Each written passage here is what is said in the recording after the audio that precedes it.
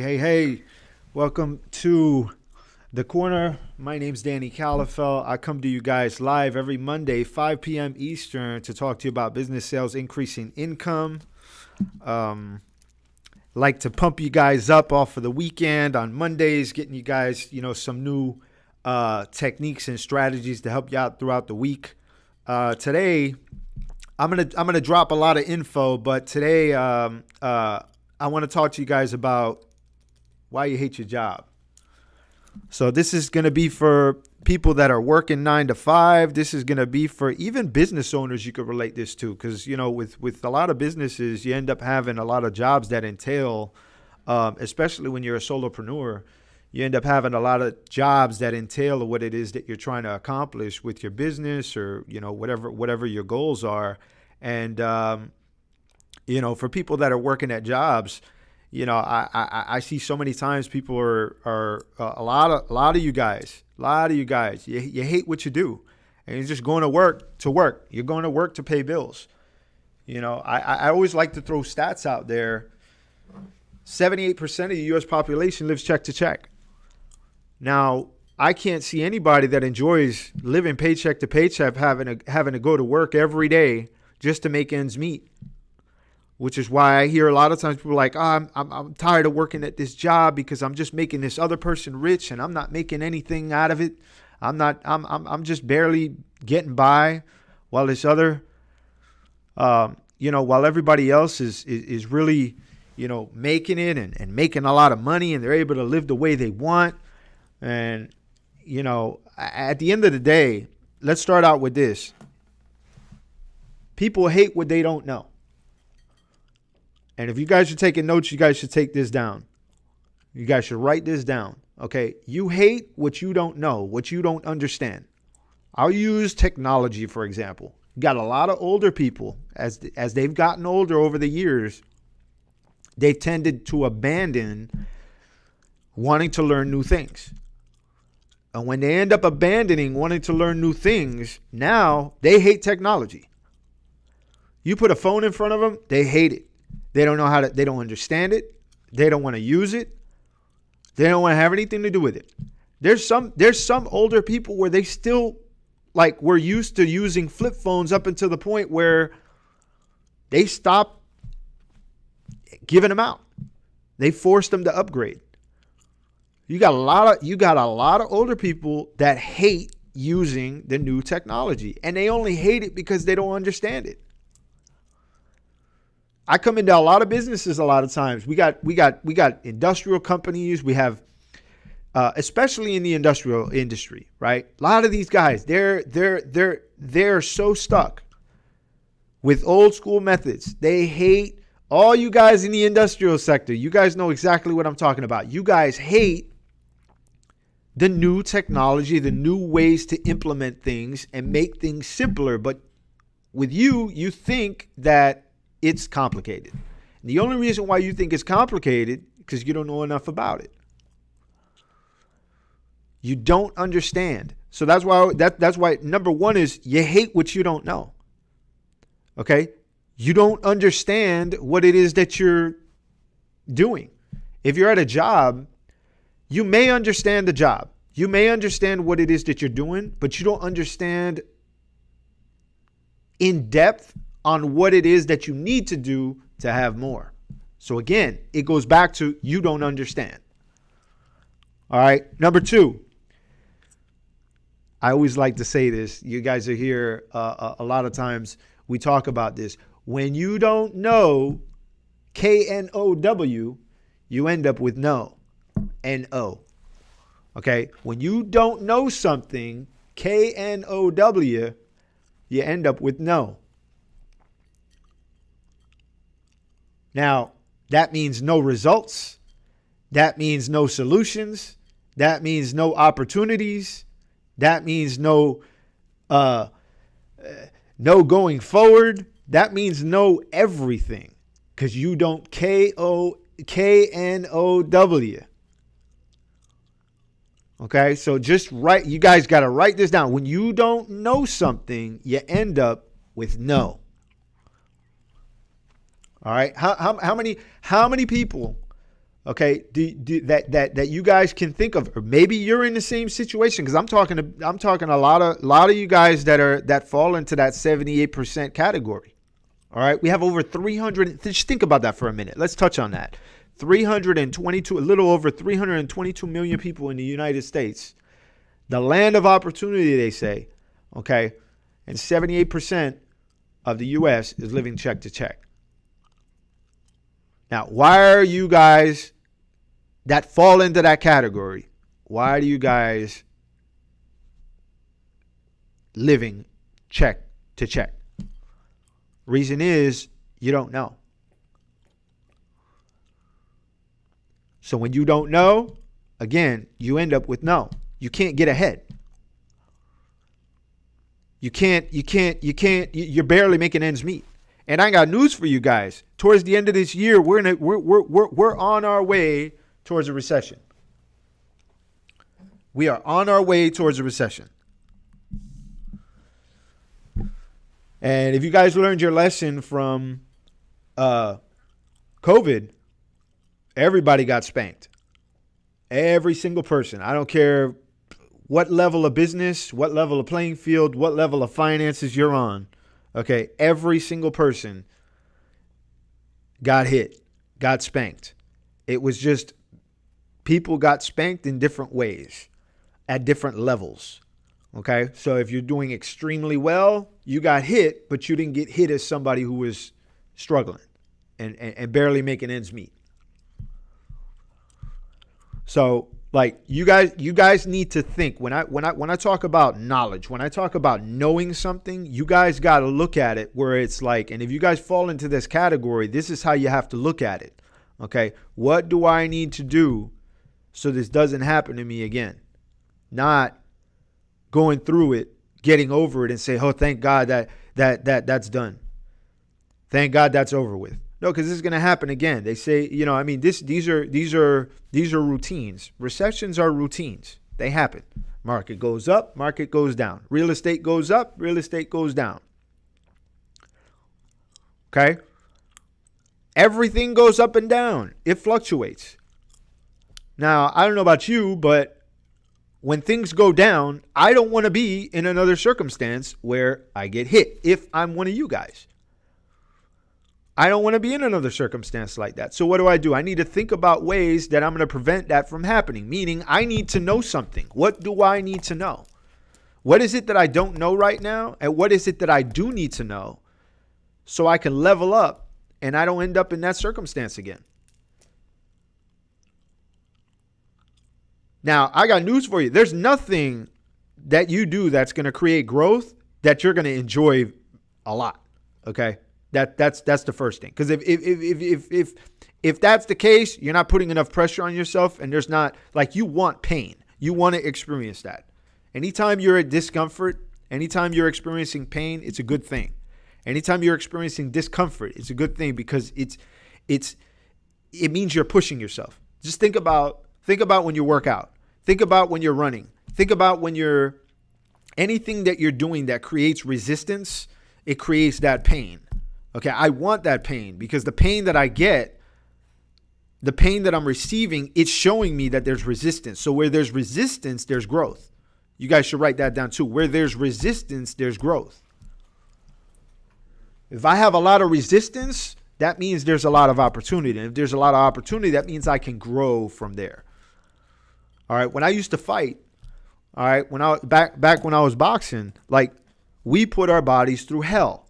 Why do we put our bodies through hell? Because we needed, okay, to be in better shape than whoever it is that was going to be in front of us, 8 weeks ahead, 10 weeks ahead, however long training camp was.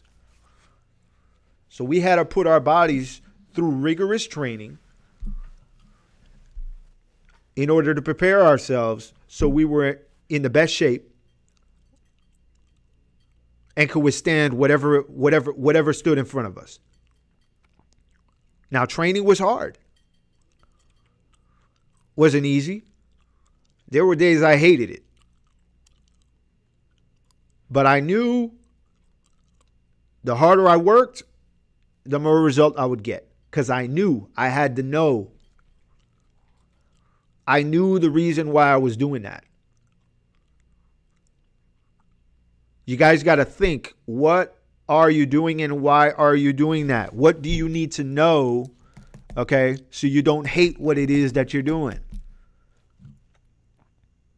to the point where you can grow?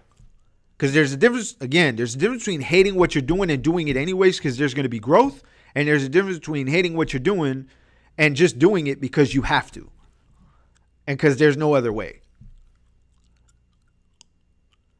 And that's almost 80% of the U.S. You guys do what you have to do because you have no other way. You got college graduates coming out. You got college kids graduating from college coming out, and they're doing things that they didn't even go to school for. They didn't even get a degree in. They got a degree in something completely different, and they're bagging groceries at a grocery store.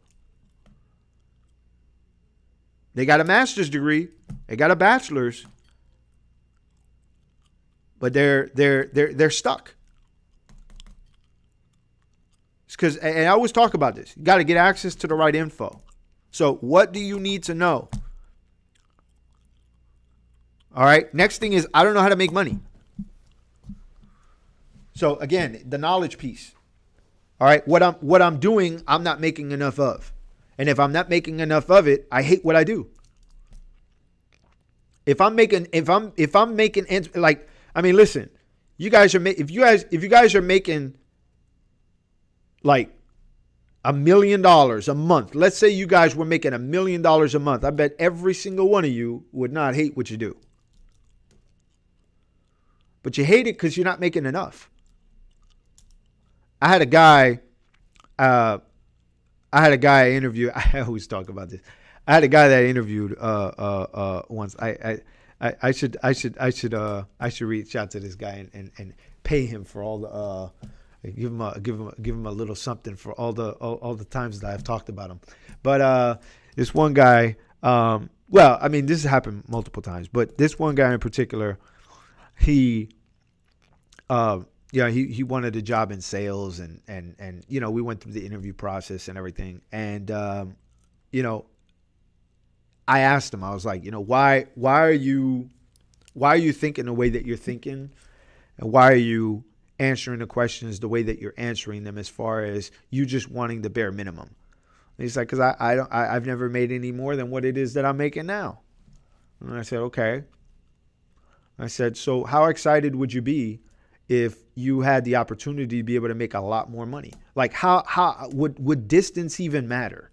Because like, you got a lot of people, they want to find jobs that are like very close by, very nearby, you know. But if the opportunity was so big, if the opportunity was so massive, if you guys had the opportunity to actually make like I'm talking about life-changing money, like the distance wouldn't be an issue. Time wouldn't be an issue. You'd work, you know, 12, 13, 15-hour days, and you'd be happy to do it. There's going to be times where you're going to have that resistance, like I said, but you're going to enjoy what you're doing because you're making the money. You're doing something that's going to lead to you being able to do other things.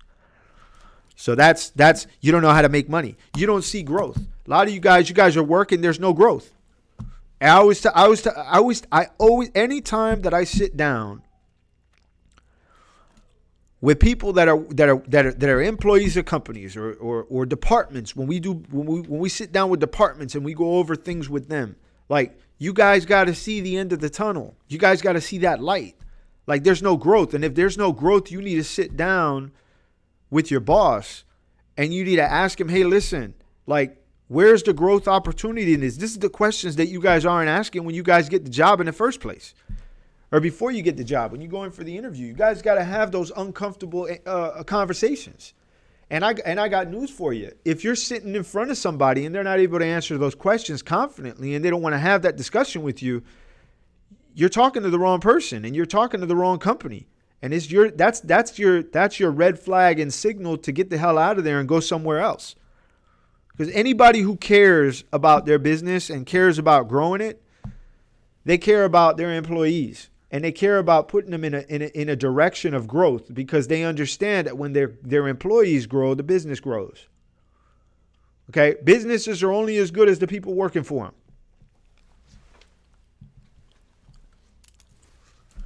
So if you got unhappy, unmotivated, unsatisfied, people that are coming to work just to come to work type of employees, tells me a lot about where you're at in your business.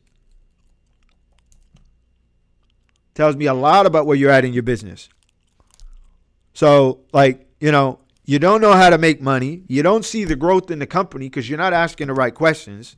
You don't see the light at the end of the tunnel because how could you? You're not making enough money. You don't ask the right questions. You don't see any growth. So now you hate every piece, every bit of your job. You hate yourself sometimes. You're like, damn, how did I get myself into this? Now I'm working here. I can't stand this. I can't stand this place. And now you start looking for excuses, okay, to just not have good days, not show up, call in sick. I mean, you guys, like, there's so many things that end up running through your mind because you don't see nothing at the end. All right, so let's talk about how to reverse that, right? How do you get out of circumstances like that? Well, I got news for you. You got to think bigger. You got to think massive. Okay, you guys got to stop settling.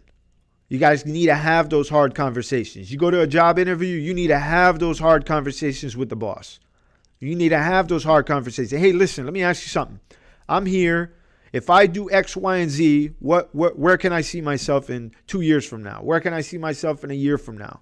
Ask the questions. Hey, what's the most amount of money your best employee is making right now? You guys aren't asking these things. You guys are nervous. You guys go into the job interview. You guys are shaking for what? Like, what you're interviewing for should not be the position you want to end up in. It should be the position you want to start in. When you have a mindset like that, when you guys think like that, you guys work hard and you create that excitement for yourself. Because you're looking to pour into the company. I got news for you. You go to a job interview like that, you're talking to somebody who can give you that growth. They're going to be excited to want to hire you. Because they're going to be like, damn, this person's thinking different. They're not just coming to work to work. They're coming to work because they see the potential. They see the opportunity. They see the ability to be able to actually get things going. So next thing. All right. You guys are you guys got to increase your skill set because that's the value that you got to bring. In order for me to ask those kind of questions, the next question is going to come back to me is, guy's going to tell me, or woman, whoever's running the business, they're going to come back to me and they say, okay, well, I'll tell you what, you need to be doing this. You need to have this type of skill set. You need to be able to bring this much value in order for me to be able to do this. So that's another question that you guys should ask. Hey, listen, what do I need to do for the business? What do I need to do for the company in order for me to make what I want to make, in order for me to get that position? So on top of, asking, hey, what's the most amount of money your top employee makes or has made? Okay, the next question is, how did they get there? What was their entry level and what did they do in order to get there? What skill set do they need to have? And let me ask you, is there another position like that or is there a higher position I can go for? Like, you guys got to start asking the right questions. And that goes back to the first thing that I said as far as no. When you know that, when you know the answer to those questions, you end up in a lot better of a circumstance. Even mindset-wise, you become excited and motivated to come to work every day. But a lot of you guys are just coming in to jobs or working at jobs that there's no growth or anything. And you guys are just making ends meet. You hate what you do and you're not looking for any way to try to improve the situation because you don't know how. But if you ask those questions, you end up knowing how. And if you need to increase your skill set, that's the next job that you need to think about. Okay, what do I need to do to increase my skill set so in a year from now, I can be like the guy or the woman who's making the amount of money that she's making at that job? Okay, and if all of that stuff doesn't work, it's time to find something new. All right, to change, you got to change. You want things to change? You want things to change? You got to change what it is you're doing. You got to change the way you're thinking, and you got to change the circumstance that you're in. Only way you're going to be able to level up. You guys want to level up? That's how you do it. If you're in a business, it's the same thing. Okay, why do you hate your business after you've been doing it for so? You know how many companies we come across? They've been in business for like 10, 15 years, and they're just sick of it. And it's because they're not growing. There's no light at the end of the tunnel. They've stayed stagnant for so long. They're just sick and tired of doing what it is they're doing. And they're just doing it because they hit that point where they're just coasting. And they realize that if they stop, their business goes under and they don't have any money to be able to sustain the business. And they don't have anything else that they know how to do because they've been doing that business for so long. So now they fall into the category, which we talk about a lot, which I'm not going to get too much into, but they fall into the category of they're working for the business instead of the business working for them. All right, so I'm gonna open up for Q&As. If you guys are on for those of you guys that are on YouTube and Facebook, like, share, comment, post below. You could ask your questions in the chat. If not, you guys on Clubhouse, if you guys want to come up, ask any questions, have a quick discussion on this.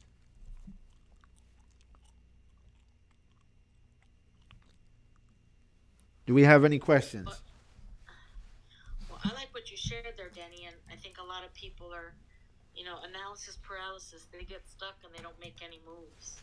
I think that's the worst thing that can happen. You're miserable, you don't want to be there, but you do nothing about it. Yeah. Yeah. I don't know what the stats are on that, but I would venture to say that that's where the majority of people land. Well, we have stats are. I forgot. Keep it going. I'm gonna look up the stats on because we actually have the stats on that on disengagement. Disengagement. I mean, there's nothing worse for a company, right? So if you're a manager or you're an owner of a company, the worst thing you can have is an employee that's not fully engaged because they're no longer buying into the mission or the vision of what you want and what you're trying to do. That's a dangerous place to be. We have Natty, and Miriam, Natasha. Do you guys have any questions? Or anybody in the listeners lounge, if you got any questions, feel free to ask. I came in a little late, but I completely agree that people get stuck and don't find a way out. So where are you? Who said that? Miriam. Okay, so tell me, where are you now, and how does this relate to you or people that you may know? I mean, I can't really hate my job because I am at home. But relate to people. I mean, I hate that I guess in my situation, I hate that I couldn't be not somebody, but like have like a business before having children. So I'm trying to change that now. I guess that's where it fits in my situation. Okay. What about people that you know? I know people that hate their job and they just complain. So they still keep going to that job or to that place or being with the same people. And you just have to change. If you have to make the change, make the change. It's not going to be hard. I mean, probably it is, right? But you are going to be a lot more happier. And it also depends on your mindset, just like you said.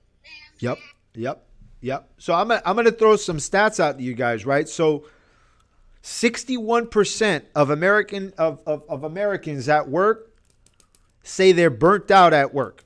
Okay, 33% of workers say their boredom is the main reason they want to leave their jobs. 33% of employees say they don't trust their employers, meaning they feel the employers are only using them for what it is they could use them for, and they have zero trust for them. 75% of employees quit their jobs because of their boss. and between 450 to 500 billion dollars is lost annually because of low employee engagement. This is the problem. It's a huge problem, Danny. Huge problem. And here's the thing, right? I think that employers are missing the mark. I think they're starting to pay attention, but they definitely are missing the mark here. And the mass exodus of people leaving their jobs in this last year has definitely contributed to that. I know that a lot of companies have lowered their hiring practice standards, and they're like, if you have a pulse, we'll hire you, kind of thing.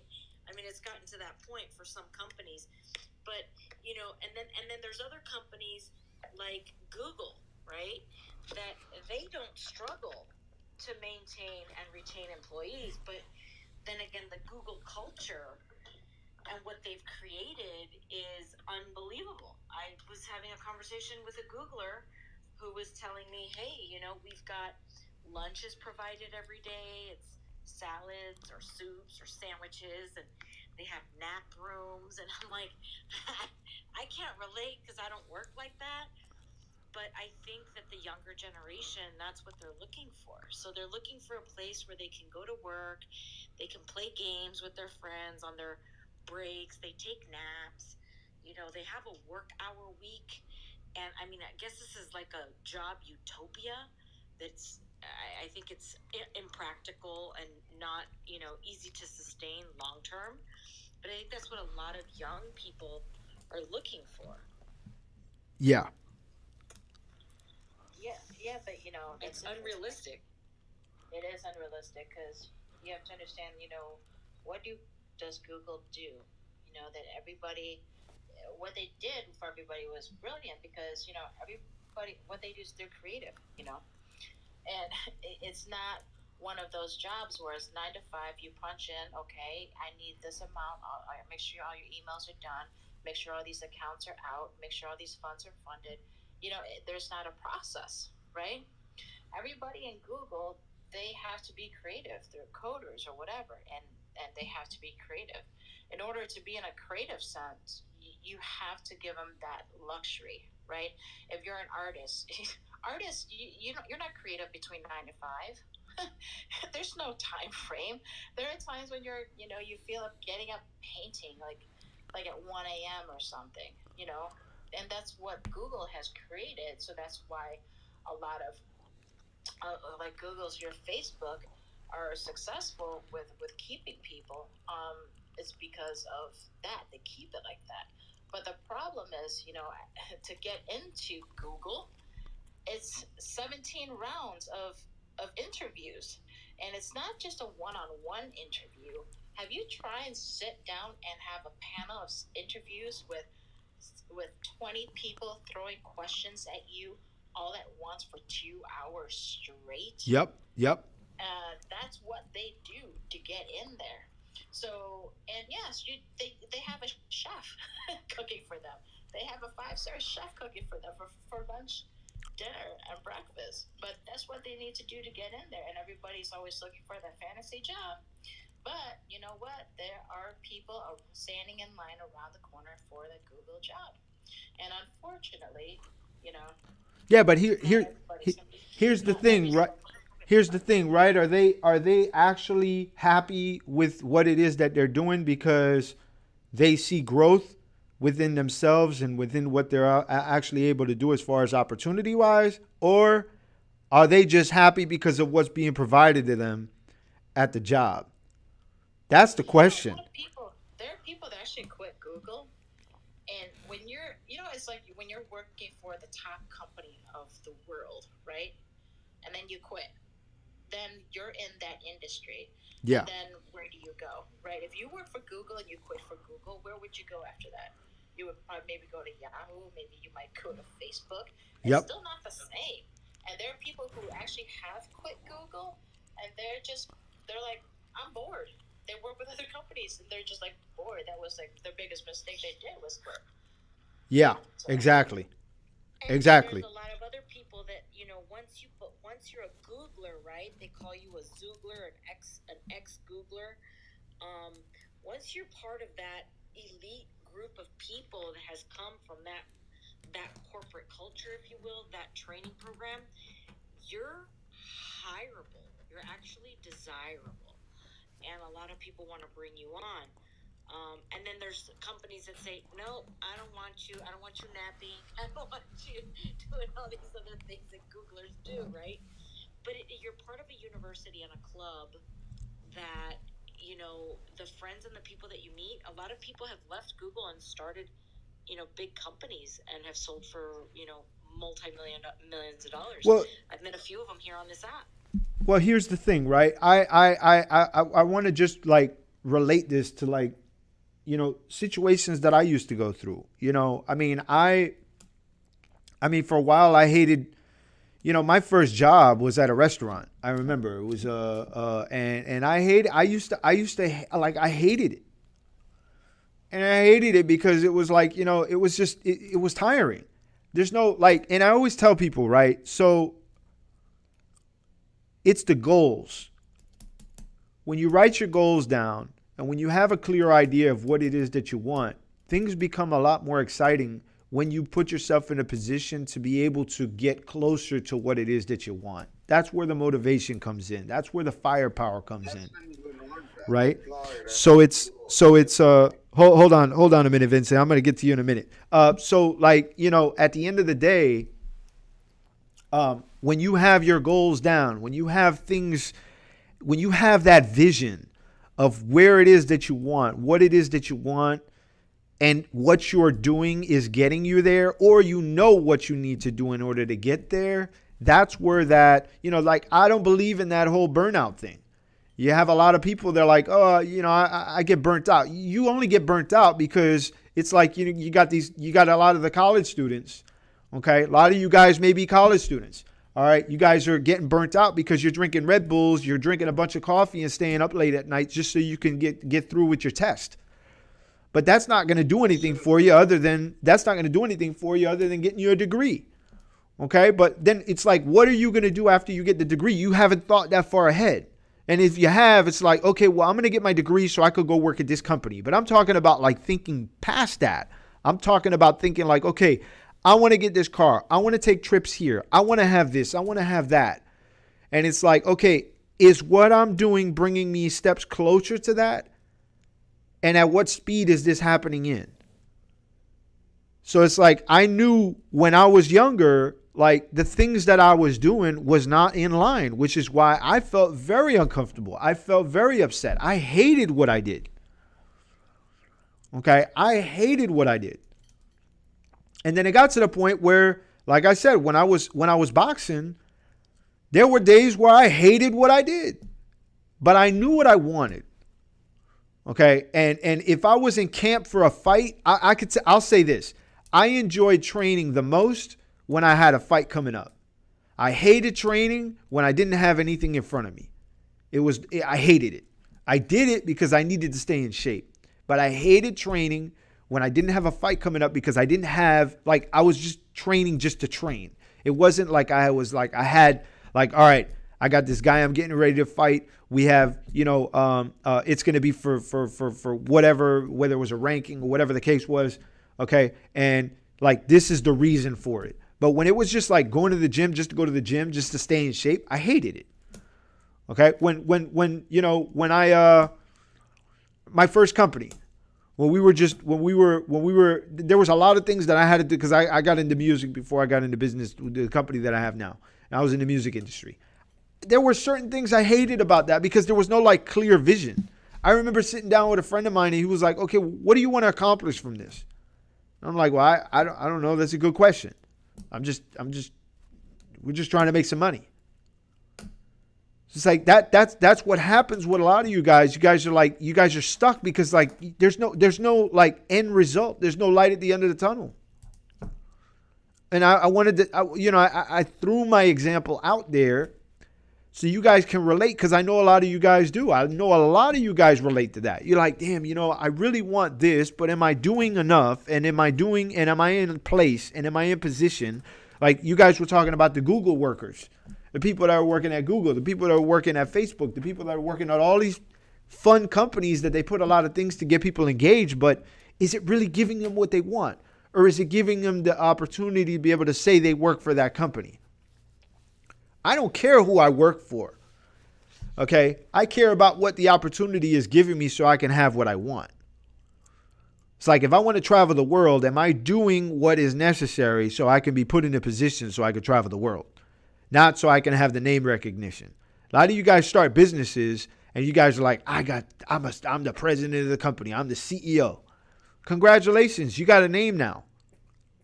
That's all you got. You're broke. You got a business. You slap CEO on the front. Congratulations on your importance of a title. But you're broke. I'd rather work for a company that gives me the ability so I can hit what I actually want with less stress, less responsibility. Forget the name. I'm in a better position instead of just, wanting to feel important when I'm not really making anything. And this is where a lot of you guys get stuck. So like that could go for anything. I mean, you could relate it to anything that you want. The name does not matter. It's what the end result is. Is the end result going to give me what I want, or what I'm doing going to give me what I want? Or is it going to give me just the ability to be able to have bragging rights? I don't care about bragging rights. I care about what I want. Like I want to travel. I want to travel the world annually, multiple times a year. What do I need to do? This is what I think about every single day when I write my goals down. What do I need to do so I'm one step closer to being able to travel one time a year? And then when I get to that point, okay, what do I need to do to travel 2 or 3 times a year? Okay, and then when I get to that point, what do I need to do to be able to travel 6, 7, 8? I end up traveling 12 times a year. I'm going someplace different every single month. And I go from flying first class to flying on charters to end up getting my own jet. And going when I want, how I want, being able to bring with me who I want, and going wherever the hell I want to. And not having to be questioned. And not having to stand in long lines, waiting for people to check my bag to make sure I'm not bringing anything crazy on a plane. I'm gonna end up doing something ridiculous. I don't want that. So what do? I write that goal down and I'm like, okay, well, what do I need to do to make sure that I can hit that? Am I in the right vehicle? Am I doing the right thing? Do I have everything on a daily basis that I'm consistently doing to get me closer to that? Now, maybe traveling the world might not be for you. Maybe it's, hey, I want to be able to have a nice car and get my dream car. I want to get a Ferrari. I want to get a Rolls Royce. I want to get a Lambo. I want to have all these nice things. Okay, are you doing what's necessary to bring you one step closer? Are you working for the right company? Or are you working for a company that just has a big name? These are things you guys got to think about. So if there's no more questions on Facebook, YouTube, we're going to go ahead and end this. I'm going to continue with my guys here on Clubhouse. But you guys, once again, my name is Danny Calafell. I come to you guys live every Monday, 5 p.m. Eastern. You guys, we're in the corner. And always remember, your choices today reflect your outcome tomorrow. I'll see you guys next week, 5 p.m.